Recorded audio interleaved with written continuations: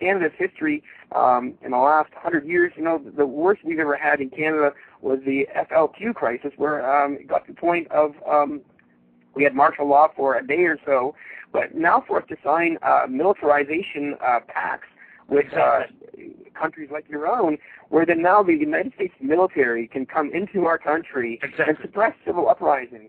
What the heck is that all about? There is no rationale for this whatsoever. But again, unfortunately, you have to get down and see and look how the system works. If you want to change the system, if you want to remove individuals' constitutional charters of rights and freedoms, they will not give that to you willingly.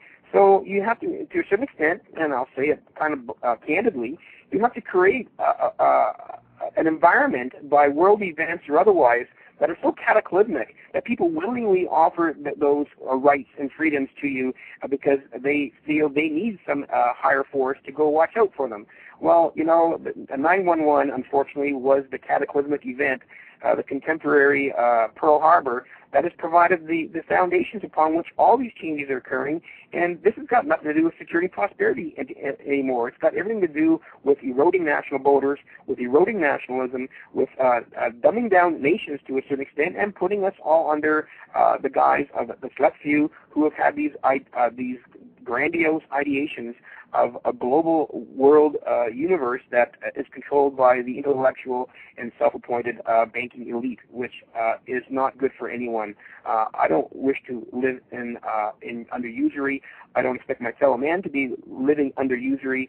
I do not expect nations to be robbed of their sovereignty, and I will not stand by complicit, and neither will our Canadian Action Party, and neither, I hope, will be the populace in the United States, because this has to stop, and it only can stop by an informed, educated public. Exactly, indeed. I'm 100% with you, indeed.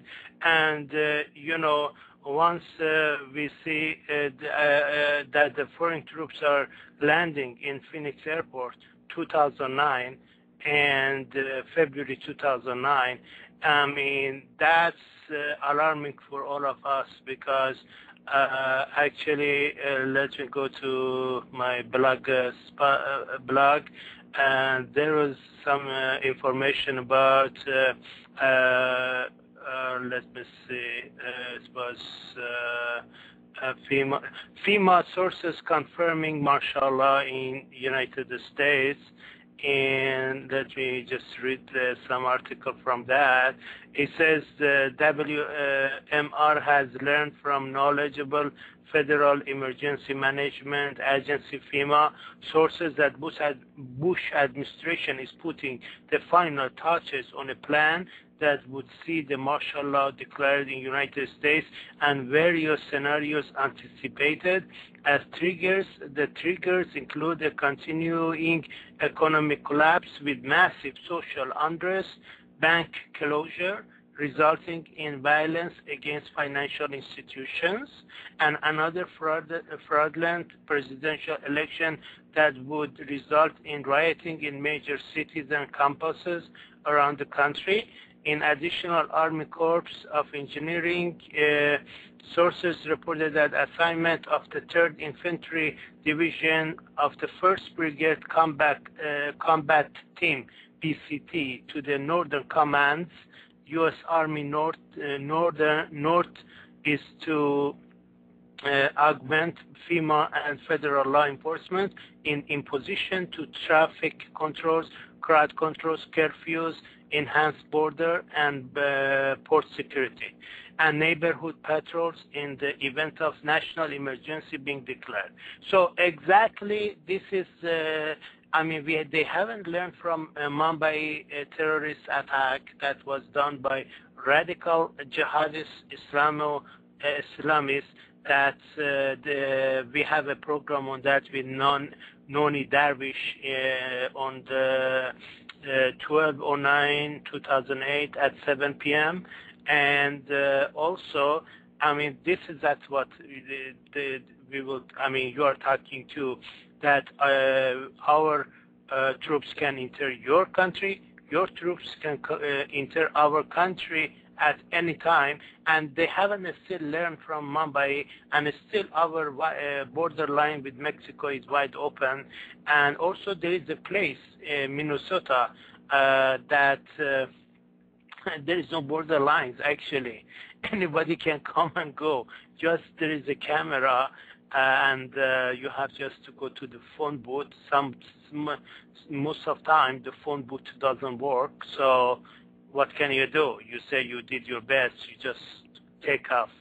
I mean, or the people, the bad people, they can do come to the point where there is before the camera, and they bypass the other place, and then they take their car and go to the direction. So who knows who enters our borderline or your border or your country as well, you know?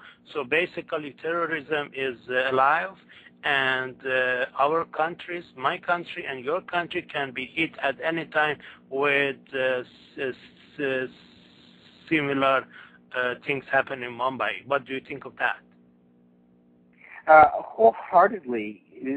This whole, to a certain extent, the issues of a North American perimeter is what this whole North American Union is focusing on, and it's being sold to the public under the need. You need us to protect you from this threat of terrorism. And you fly into any airport in the United States, and we're at a code. The codes are being read off by the speakers all the time. The nation is being, our nations are being, yours more so than our own to a certain extent, is being fear-mongered into giving up its control of sovereignty. And when this happens, borders to this, from this North American Union idea, is basically a North American border, and you cannot stop terrorism. If you want to live in terror as well, then you are a victim of terrorism. And there's no way whatsoever that the state will ever be able to impose any perimeter across the vastness of North America or the globe that will actually restrict this.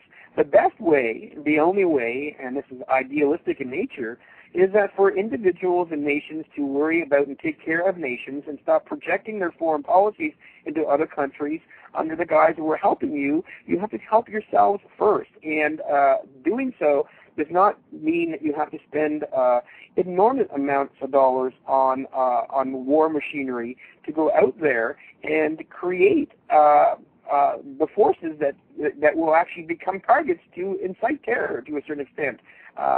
There's no way to stop terrorism. You can try and catch it beforehand, but if someone has a will, they will find a way. And you're not dealing with nations or armies or some very specific force that you can say, there we go, we have successfully defeated this threat. You cannot defeat a silent threat, and you cannot go ferret out all these threats that exist, because if someone truly has that nature and disposition, this will happen. And the fact that this happens is a failing of humanity rather than failing of nation states, and the erosion of nation states under the ideas that this is going to protect us. And you have to give up your human rights and freedom so we can actually go advocate and protect you, because you need protection from enemies that come from within as well as without at any time. Exactly. It's not beneficial for anyone. It's not the right approach. It's not a right approach at all. These changes that are happening have got nothing to do with terror. Terror is just a tool by which the population is being threatened into giving up its freedom of will freely to these individuals, and you take your will back, and you refuse to take part of this process, and you don't elect people into power who are going to subvert these intentions of these individuals and groups that really want to enslave us all.